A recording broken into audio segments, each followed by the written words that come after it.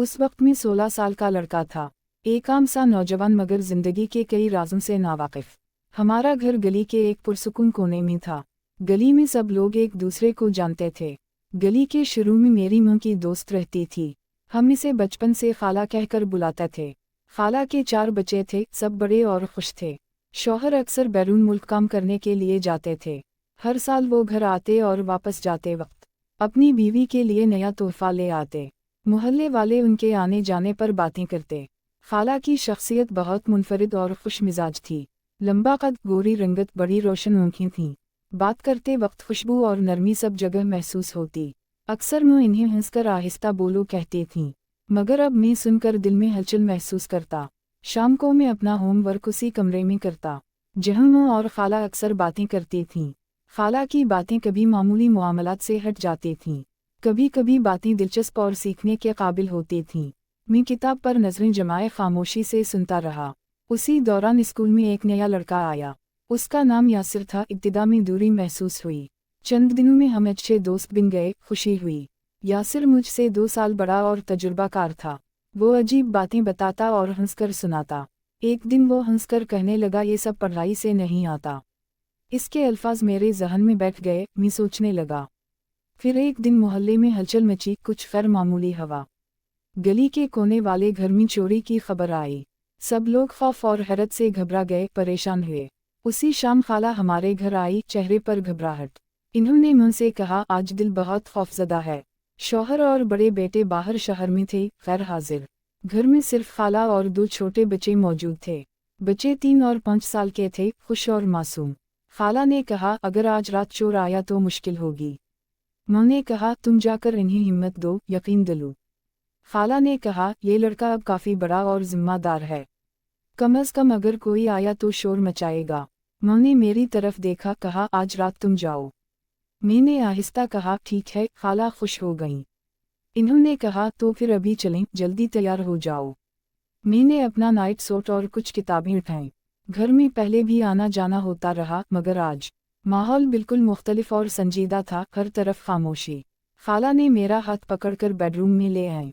Bed पर एक तरफ बच्चों के लिए जगह बनाई गई, दूसरी तरफ मेरा तकिया और चादर रखी। मुस्कुरा कर कहा, खाला ने कहा, आज तुम मेरे साथ यहाँ सौवरात का माहौल पुरसुकून मगर हल्की हलचल रखता था। मैं बेड पर लेटा और बाहर की खामोशी सुनता रहा। खाला बच्चों को सलाते हुए हल्की मुस्कुराहट के साथ रही। छोटे बच्चे आँखें बंद करके आराम से सो गए। मैं किताब को किनारे रखकर आँखें बंद कर गया। हवा के नरम झोंके कमरे में हल्की खुशबू बखेर रहे थे। मैंने सोचा कल स्कूल में नई मसरूफियत का दिन होगा, मगर आज रात की यह खामोशी यादगार और पुरसुकून थी। कुछ देर बाद खाला ने चाय का कप मेरे लिए रखा। मैंने शुक्र अदा किया और हल्की सी मुस्कुराहट दी। खाला बेड के किनारे बैठकर बच्चों की निगरानी करती रहीं। मैंने महसूस किया उनकी मौजूदगी मुझे एतमाद और सुकून देती। रात की सन्नाटा और हल्की हवा बच्चों के लिए महफूज महसूस हुई। मैंने सोचा कि ज़िंदगी में छोटे लम्हे भी बहुत कीमती होते हैं। खाला ने बच्चों के लिए कहानियाँ सुनाने का मामूल बनाया हुआ था। मैंने खामोशी से इन्हें सुनते हुए दिल में सुकून महसूस किया।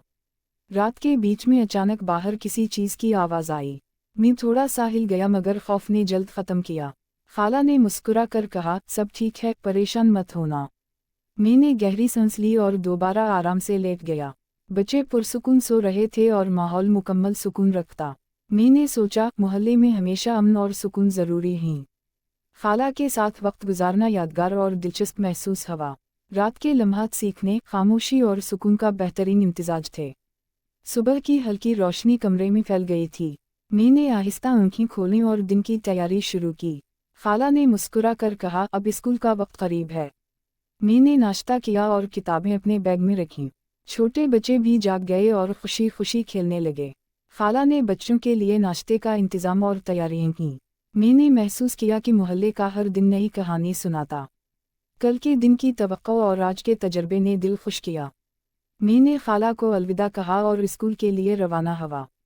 गली के माहौल में हल्की हलचल, اور خوشگواری ہر طرف تھی۔ یاسر میرے ساتھ اسکول پہنچا اور ہم دن کی شروعات کی۔ میں نے محسوس کیا کہ دوست اور محلہ دونوں اہم زندگی میں ہیں۔ اس رات کے تجربے نے مجھے اعتماد اور سکون سکھایا۔ خالہ کی موجودگی اور دیکھ بھال یادگار لمحے بن گئی۔ محلے کی چھوٹی چھوٹی باتیں زندگی میں سکون اور سبق دیتی ہیں۔ میں نے دل میں سوچا کہ ہر دن ایک نیا موقع ہے۔